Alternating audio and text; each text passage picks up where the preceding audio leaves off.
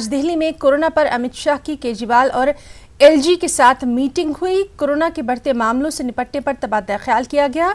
वहीं कई अहम मसाइल ज़ेर गौर रहे। मीटिंग के बाद वज़ीर दाखिला अमित शाह ने ट्वीट करके मीटिंग में हुए अहम फैसलों की जानकारी दी। अमित शाह ने लिखा कि दिल्ली में 3 दिन में दुगने कोरोना टेस्ट होंगे। घर घर जाकर हर शख्स की जाँच की जाएगी। वहीं दिल्ली के अरविंद केजरीवाल ने भी ट्वीट किया और मीटिंग को नतीजाखेज बताया। उन्होंने ट्वीट में लिखा कि कोरोना से हम सबको मिलकर जंग लड़ेंगे।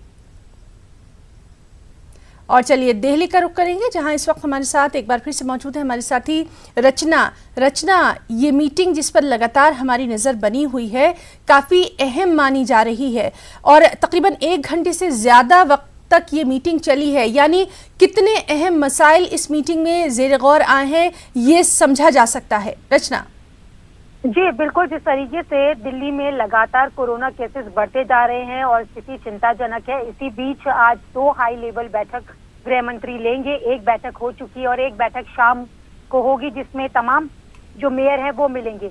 लेकिन जो पहली बैठक हुई है उसमें दिल्ली को देखते हुए तमाम महत्वपूर्ण जो निर्णय हैं वो लिए गए हैं।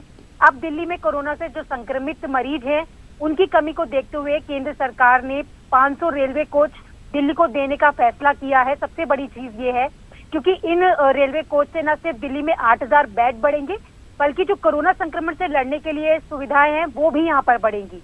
इसके साथ आपको बता दें, जो टेस्टिंग की बात लगातार हो रही थी, तो दिल्ली में कोरोना संक्रमण को रोकने के लिए अगले 2 दिन में कोरोना टेस्टिंग को बढ़ाकर 2 गुना किया जाएगा। 6 दिन बाद टेस्टिंग को बढ़ाकर 3 गुना किया जाएगा।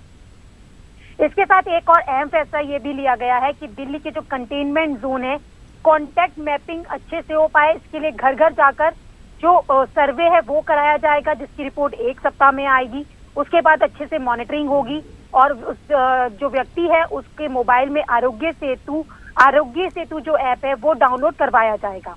इसके साथ तमाम जो महत्वपूर्ण फैसले लिए गए हैं दिल्ली के, उसमें वो सारी चीजों से देखते हुए ये लग रहा है कि अब रणनीति और ज्यादा इस तरीके की बनाई गई है कि कोरोना से निपटने के लिए और ज्यादा मजबूती से काम करना होगा। और सबसे बड़ी चीज ये है कि अब केंद्र सरकार जिस तरीके से आज हाई लेवल मीटिंग ली, तो केंद्र सरकार और दिल्ली सरकार मिलकर काम करती नजर आएंगे। और अरविंद केजरीवाल ने भी ट्वीट कर कहा कि ये बैठक महत्वपूर्ण थी और अच्छी बैठक रही और केंद्र के सहयोग से हम आगे जिस तरीके से लड़ाई लड़ेंगे कोरोना से निपटने के लिए, तो जाहिर सी बात है कि जिस तरीके की स्थिति यहाँ पर बन रही है, इस हाई लेवल मीटिंग में जो फैसले लिए गए हैं, तो आगे आने वाले समय में उन फैसलों से कोरोना केसेस उम्मीद की जा रही है कि कम होगी और दिल्ली को राहत मिलेगी। यहाँ जी शाम को जो मीटिंग होने वाली है, अहम मीटिंग, रचना, उसके ताल्लुक से भी कुछ क्या जानकारी अहम?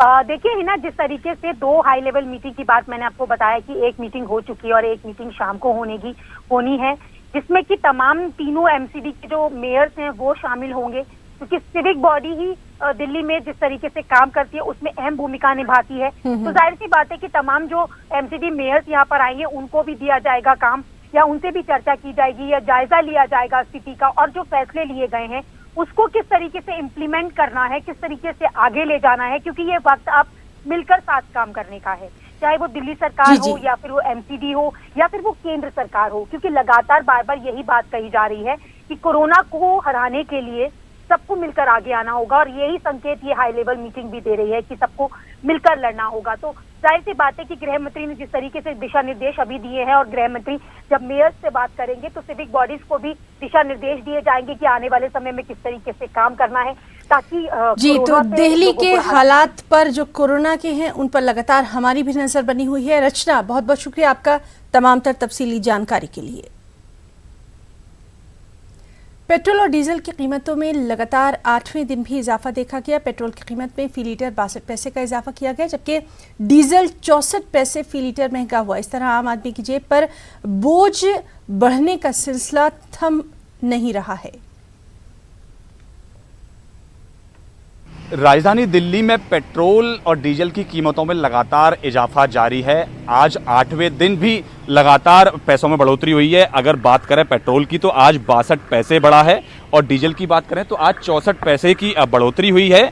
कुल मिला के पिछले 7 दिनों में 4.5 रुपये पेट्रोल में महंगाई हुई है और 4 रुपये 64 पैसे डीजल महंगा हुआ है।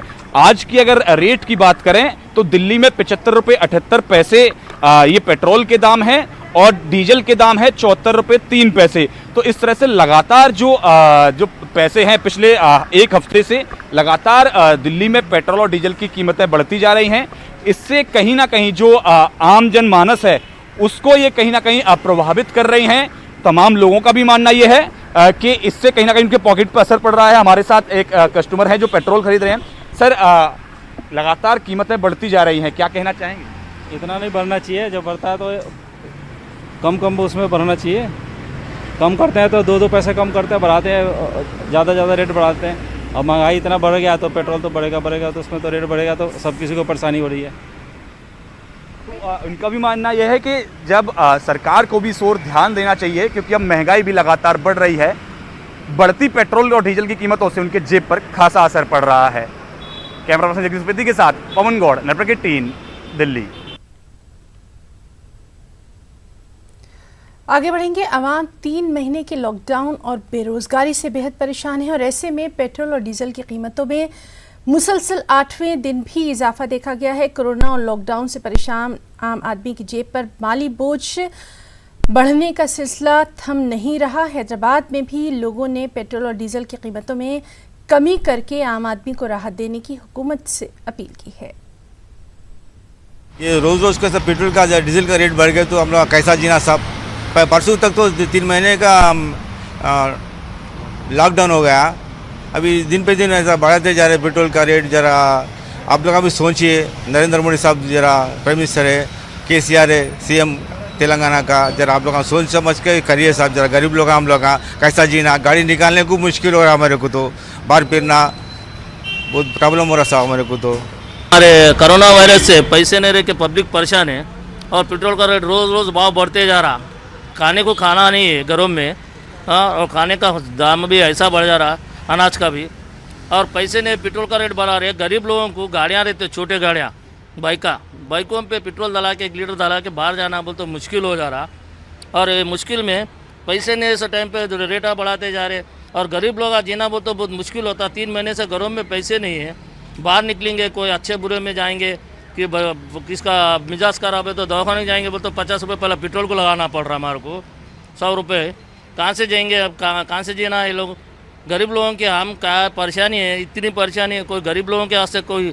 और हमारे मोदी साहब ने इतना रेट बढ़ाते जा रहे, उसका जो पेट्रोल का भाव आज बाहर तो बोलते डॉलर में रेट कम है पेट्रोल का, अब यहाँ देखे तो कहीं पेट्रोल का बढ़ते जा रहा रोज़ को। आम आदमी जीना मुश्किल है। अब सबसे गाड़ियाँ हैं, 2 व्हीलर 4 व्हीलर, पैसा वाला का नहीं रहता। गरीब ऑटो वाला, ऑटो ट्राली वाला पेट्रोल डाल दे के और क्या है, डिस्टेंस मेंटेन करो, 2 से ज़्यादा नको बिठो पैसेंजर ऑटो में बोले। वो लोगों का तो खर्चा निकलना, पेट्रोल का पैसा निकलना। जिन को बढ़ा दो कैसा है, लॉकडाउन में कारोबार नहीं है, किसी का पैसा नहीं है, हाँ ऐसा करो तो कैसा। डीजल के और पेट्रोल के रेट बढ़िया रहे, आम आदमी जीना बहुत मुश्किल हो जा रहे हैं। अब ये कोरोना वायरस से पहले बिजनेस बहुत डल है। गाड़ी में 2 जनों को बिठाना, 3 जनों को नहीं बिठाना, हाँ ऊपर से हमारा को डीजल के पैसे निकालने बहुत मुश्किल हो गए। ये दिन दिन बढ़ते जा रहा। मोदी जी जरा हमारा बारे में सोचिए और हमारा KCR साहब भी सोचिए, ये डीजल के पेट्रोल के रेटा कम करिए। पाकिस्तान ने आज फिर फायरबंदी मुआहदे की खिलाफवर्जी की है, जिसकी वजह से LOC पुंछ के किरण सेक्टर में एक जवान शहीद हो गया। शहीद जवान की शिनाख्त 29 साला सिपाही लिंगम बोई अबुन मी के तौर पर की गई है, जो कि आसाम के रहने वाले थे। वहीं पाकिस्तान की गोलीबारी में 3 जवान जख्मी हुए। जख्मियों को एयरलिफ्ट करके आर्मी अस्पताल उधमपुर मुंतकिल किया गया। हमारे पास एक आर्मी पर्सनल आया था, सिपाही है जो असम रेजिमेंट का है, 10 असम, और कहीं रात में स्प्लिंटर इंजरी से इसकी डेथ हुई थी। हमारे पास सुबह 8:30 बजे हॉस्पिटल में लाया, डिस्ट्रिक्ट हॉस्पिटल पुंछ में। तो हमने इसका पोस्टमार्टम करके इंजरीज नोट करके, जो कि स्प्लिंटर इंजरीज थी इसकी पूरी बॉडी पे, तो बॉडी इनको हैंड ओवर कर दी। वज़ीर दिफ़ा राजनाथ सिंह की वर्चुअल संवाद रैली हुई। अपने खिताब में उन्होंने बीजेपी हुकूमत की हुसूलियाबियों को उजागर किया और कहा कि कश्मीर की सरजमीन पर अब हिंदुस्तान का परचम लहरा रहा है और जम्मू कश्मीर की तरक्की हमारी अवलीन तरजीहात में शामिल है। आपको याद होगा कि कश्मीर में कश्मीर की आज़ादी को मुद्दा बनाकर आंदोलन होते थे। तो आंदोलन में बराबर कश्मीर का जो अपना झंडा था वह कश्मीर का झंडा नहीं फहराया जाता था, बल्कि पाकिस्तान और आईएसआईएस का झंडा वहां पर फहरते हुए हम सबको दिखाई देते थे। लेकिन आज हम सीना ठोक कर कह सकते हैं मेरे दोस्तों कि अब कश्मीर में भी ये दिखता है यदि तो बीजेपी विश्व तिरंगा प्यारा झंडा ऊंचा रहे हमारा, अब यही कश्मीर की धरती पर भी हमको दिखता है। ब्रेक के बाद खबरों में आगे बढ़ेंगे। नेपाल से भले ही नक्शे के ताल्लुक से तनाज़ा है, लेकिन हिंदुस्तान में रहने वाले नेपाल के लोगों का नजरिया अलग ही है। कटिहार में भी बड़ी तादाद में नेपाल के लोग रहते हैं, जिनका मानना यही है कि भारत नेपाल रिश्तों में तनाव की वजह चीन है। कि जो अभी तनाव चल रहा है भारत और नेपाल के बीच, वो तनाव नहीं होना चाहिए। एक घनिष्ठ रिश्ता बनाए रहे वो अच्छा है, क्योंकि पूर्व से ही भारत और नेपाल एक दोस्ताना रिश्ता में था और अभी भी उस रिश्ते को कायम रखे अच्छा से रहे, किसी के बहकावे में नहीं आए। चीन जो है ये जो है उसी के मतलब जो है विरुद्ध जो है आपको जो है कि हिंदुस्तान जो है आप जो है उसको जो है आगे बढ़ने ना दिया जाए, और ये नेपाल और हिंदुस्तान मतलब अपना इंडिया को जो है उसको जो है बीच में जो है दरार जो है करने के लिए उसी का ये रणनीति है। इस रिश्ते को तो टूटने देना नहीं है। इसी में चूक हो रहा है कि बाहर पड़ोसी देश कौन है या चीन के विषय में बोला जाता है कि उनका भड़काव में आके हमारा नेपाल जो है वो जो है मतलब दरार कर मतलब हिंदुस्तान और नेपाल का जो है हमारा भारत का और नेपाल का दरार करने के लिए विषय में लगे हुए हैं। यूपी के शाहजहांपुर में सब्जियों पर लॉकडाउन का बड़ा बुरा असर पड़ा है। हालत ये हो गई है कि सब्जी मंडी में दूर दूर तक कोई खरीदार नजर नहीं आ रहा, जिसकी वजह से किसान तुरई और कद्दू जैसी सब्जियों को 2 रुपए किलो फरोख्त करने पर मजबूर हो गए हैं। किसान बेहद परेशान हैं कि उनकी लागत तक नहीं निकल पा रही। 2 रुपए अब इसमें ये समझिए खाली दिन भर की मजदूरी नहीं निकले तो लागत कहाँ इसमें तो खाली पैसा वो नहीं निकल रहा लगा हुआ। अब रोज 200 रुपए खाने के लिए चाहिए, 50 रुपए की तुरई हो रही है, 150 रुपए की पूर्ति कहाँ से करी जाएगी ये बताओ। बहुत दुखी है कहते कोई चीज एक तो बिकती नहीं, सारा दिन ये खराब। कल दोपहर से है शाम तक इसको तोड़ो। 50 रुपए किलो, अब 6 रुपए किलो मांग लिया सर। आप क्या वजह मानते किस वजह से सब हो रहा है? 6 रुपए किलो मतलब बात करेगा 2 रुपए किलो मांग रही है। क्या वजह मानते, क्या वजह? ये सब्जी बिकना चाहिए 20 रुपए किलो। पूरे मुल्क में जहां लॉकडाउन के बाद अनलॉक में ज्यादातर चीजों में नरमी बढ़ती गई, वहीं मुजफ्फरनगर में कोरोना के बढ़ते मामलात की वजह से हर इतवार को मुकम्मल लॉकडाउन नाफिज करने का हुक्म दे दिया गया। आज मुजफ्फरनगर में पुलिस ने पैदल मार्च किया और लोगों को जानकारी दी कि 24 घंटे के मुकम्मल लॉकडाउन पर सख्ती से अमल करें ताकि कोरोना से बचा जा सके। लोगों ने बहुत चिंता व्यक्त की थी। सभी जनप्रतिनिधियों ने, व्यापारी संगठनों ने, आम मीडिया ने, पब्लिक ने भी इस पे बहुत शिकायतें दर्ज कराई कि इस प्रकार मार्केट एरिया में जो भीड़ चल रही है उससे कहीं ना कहीं कोरोना वायरस का संक्रमण फैल सकता है। इस सबको देखते हुए जनप्रतिनिधियों के आह्वान पे, व्यापारी संगठनों के आह्वान पे हमने आज संडे को पूर्ण कर्फ्यू किया हुआ है। और इस कर्फ्यू का सबसे जो बड़ा आज पॉजिटिव संदेश देखने को ये मिला है कि आज हर चौराहे पे जो पहले की तरह फोर्स हुआ करती थी, आज वो फोर्स नहीं है, क्योंकि ऑटोमेटिकली 3 घंटे से हम लोग रोड पर हैं और पब्लिक का मूवमेंट बिल्कुल नदारद है। केवल मेडिकल सेवाओं को छोड़ के, जो मेडिकल इमरजेंसी हैं, बीमार लोग हैं या कोविड में लगे डॉक्टर्स हैं और अधिकारी कर्मचारी को छोड़कर बाकी पूरी सभी रोडें सुनसान हैं। पूरे शहर का राउंड हो चुका है और पुलिस बल का मौके पे ना होना ये स्पष्ट करता है कि पब्लिक ने ऑटोमेटिक, सभी संगठनों ने इसको पूर्ण रूप से स्वीकार किया है, सहयोग किया है। मुजफ्फरनगर में एक बार फिर लॉकडाउन कर्फ्यू लागू किया गया है, जो कि साप्ताहिक लॉकडाउन कर्फ्यू होगा और वो हर रविवार को मुजफ्फरनगर जनपद में लागू रहेगा, जिसमें कोई भी प्रतिष्ठान, कोई भी दुकानें और कोई भी सड़क पर वाहन नहीं चलेंगे। मेरे पीछे आप देख सकते हैं किस तरह से सन्नाटा पसरा है और पुलिस तैनात है।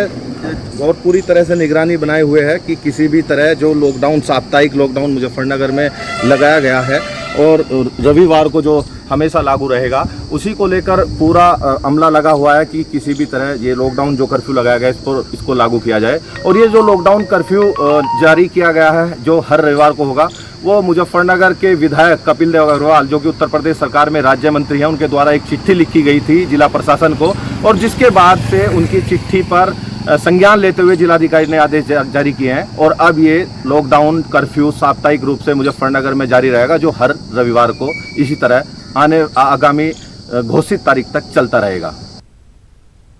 कोरोना खतरे के बीच पटना को वैशाली से जोड़ने वाले पीपा पुल से बेहद लापरवाही भरी तस्वीरें सामने आई। मुसाफिरों की भारी भीड़ है, बाहमी फासले की खुलेआम धज्जियां उड़ाई जा रही हैं। ये तमाम हालात इंतजामिया की कारकर्दगी पर सवाल खड़े कर रहे हैं। कोरोना संक्रमण के बीच एक बेहद हैरान करने वाली तस्वीर आपको हम दिखाते हैं। पटना से वैशाली को जोड़ने वाली जो कच्ची दरगाह के पास पीपा पुल है, वहां की तस्वीर आपको हम दिखा रहे हैं। ये देखिए, कच्ची दरगाह से जो पीपा पुल के जरिए राघोपुर विधानसभा क्षेत्र, यानी जो तेजस्वी प्रसाद यादव का विधानसभा क्षेत्र है, वैशाली जिले को जोड़ता है, उस पीपा पुल की तस्वीर देखिए, ये कितना भयावह है। लोग घंटे भर से इस पीपा पुल पे जाम में फंसे हुए हैं, न चेहरों पर मास्क है, छोटे छोटे बच्चे हैं जो मजबूरी में इस भीड़ भाड़ में उनको जाने पे मजबूर होना पड़ रहा है। देखिए किस तरीके से जो गाड़ियां हैं वो रेंग रही हैं और घंटे भर से ये नज़ारा देखिए, जो पीपा पुल पर किस तरीके से घंटे भर से ये जाम लगा हुआ है। ये तस्वीरें इसलिए दिखाना ज़रूरी है क्योंकि जिस तरीके से पूरे देश भर में कोरोना संक्रमण फैला हुआ है, जो बार बार कोरोना संक्रमण की आ रही है कि शिकायतें आ रही हैं कि किस तरीके से फैलता जा रहा है, ऐसे में सोशल डिस्टेंसिंग की जो धज्जियां उड़ रही हैं कच्ची दरगाह के इस पीपा पुल पर, हम ये तस्वीरें इसलिए दिखाना चाहते हैं क्योंकि सरकार ये दावा करती है कि सोशल डिस्टेंसिंग को बहाल करने के लिए हर तरह की कोशिशें की जा रही हैं। लेकिन ये तस्वीर देखिए, छोटे छोटे बच्चे हैं। ये बताइए कि तो बहुत खतरनाक है, कोई बार लगा रहता है हमेशा? हाँ, लगा रहता है एनी टाइम। अच्छा, को आप मास्क नहीं पहना है? खुद ही मास्क नहीं पहने हैं? हाँ, तो बहुत से आ रहे हैं। आप दूर तक देखिए, पूरा जाम लगा हुआ है पीपा पुल पर और घंटे भर से जाम लगा हुआ है। अभी कुछ देर पहले नेता प्रतिपक्ष तेजस्वी यादव अपने विधानसभा क्षेत्र गए हैं, इसी भीड़ भाड़ से निकल कर गए हैं। और ये तस्वीर इसलिए हम दिखाना चाहते हैं कि आप जिस सोशल डिस्टेंसिंग को पालन करने की बात करते हैं, सरकार अपील करती है, देखिए किस तरीके से धज्जियां उड़ रही हैं। बेहद हैरान करने वाली, डराने वाली ये तस्वीर है क्योंकि सरकार दावा करती है कि हर जगह पुलिस मौजूद है, हर जगह कोशिश की जा रही है कि लोगों को सोशल डिस्टेंसिंग के बारे में बताया जाए। लेकिन अगर इस तरीके से जाम लगेगा, गाड़ियां इस तरीके से बेतरतीब इस पीपा पुल पे रहेंगी, तो आप अंदाजा लगा सकते हैं कि आखिर लोग भगवान भरोसे इस रास्ते को पार करेंगे या नहीं। तो ये तस्वीर कच्ची दरगाह से जो सड़क पीपा पुल के जरिए वैशाली जाने को यानी राघोपुर जाने की तस्वीर है। और ये तस्वीर इसलिए भी दिखाना जरूरी है कि सरकार समझे कि आप जिस तरीके का दावा करते हैं तो असलियत क्या है, ग्राउंड रिपोर्ट क्या है। तो न्यूज़ 18 इस ग्राउंड रिपोर्ट के जरिए आगाह करना चाहता है कि कम से कम ऐसे पीपा पुल पर पुलिस की बंदोबस्ती हो ताकि इस तरीके से जाम न लगे। कैमरा पर्सन अभिषेक के साथ अमित कुमार सिंह, न्यूज़ 18, कच्ची दरगाह, पीपा पुल, राघोपुर। इलाहाबाद बल्दिया की मजलिस आमला के चुनाव में समाजी फासलों और कोरोना के खतरात से बचने के लिए हुकूमत की गाइडलाइन की सख्त खिलाफ वर्जियाँ की गई हैं। रियासती वजीर सिद्धार्थ नाथ सिंह, नंद गोपाल नंदी और फूलपुर पार्लिमानी हल्के की MP केसरी देवी समेत 80 कॉरपोरेटर्स ने मजलिस आमला के 6 अरकान के लिए चुनाव में अपना वोट डाला। चुनाव के दौरान बेशतर कॉरपोरेटर्स ने चेहरे पर मास्क तक नहीं लगाया था। यही हाल बल्दिया के कॉरपोरेटर्स का भी दिखाई दिया। जिन कॉरपोरेटर्स और बीजेपी कारकुनान ने मास्क पहन रखा था वो भी सिर्फ रस्मी अदायगी के लिए। यहां तक रियासत के सीनियर वजीर सिद्धार्थनाथ सिंह ने भी वोट डालते वक्त फोटो खिंचवाने के लिए अपना मास्क हटा दिया, लेकिन बाद में मीडिया ने जब इस बारे में उनसे सवाल करने की कोशिश की तो सिद्धार्थनाथ खुद मीडिया पर ही बरहम हो गए। देखिए, मैं तो आपने मेरे को देखा, मैंने हमेशा कहा है, अभी मैं सबको आगे उतरा भी था तो सोशल डिस्टेंस से बोलता रहा हूँ। तो हमारा फर्ज है लोगों को बोलना, दूसरों को समझाना, कोई इसमें जबरदस्ती नहीं हो सकती, मगर सोशल डिस्टेंसिंग रखनी चाहिए। मेरा पूरा प्रयास है, लोगों से कहती हूँ। अभी मैं फिर जा रहा हूँ मऊ आइमा सोराव मास्क और सैनिटाइजर, साबुन बांटने, गमछा बांटने। हमारा यही काम है रोज का, और लोगों से आग्रह करती हूँ, निवेदन करती हूँ कि सोशल डिस्टेंसिंग का पालन करते रहें, ये अपनी सुरक्षा के लिए है। कोई ऐसी बात नहीं है, कोई डर वाली बात नहीं। हर आदमी के आजकल जेब में मास्क होता है, हर आदमी के जेब में सैनिटाइजर होता है, उसका इस्तेमाल पूरा करें। और हम लोगों का निवेदन है, हम अपने पार्षद भाई से कहेंगे भी कि आप लोग स्वयं सोशल डिस्टेंसिंग का पालन करिए, मास्क लगाइए और जेब में सैनिटाइजर रखिए, और लोगों को इससे और जागरूक भी करिए और कहिए कि स्वयं करें और दूसरे को भी कराएं, दूरी बनाए रखें, जब तक चुनाव नहीं होता भीड़ ना लगाएं। और तेलंगाना में कोरोना के मरीजों में रिकॉर्ड तोड़ इजाफा देखा गया है। शनिचर को 253 कोरोना पॉजिटिव मरीज पाए गए हैं, जो कि कोरोना वबा फूटने के बाद से अब तक के एक दिन का सबसे बड़ा रिकॉर्ड है।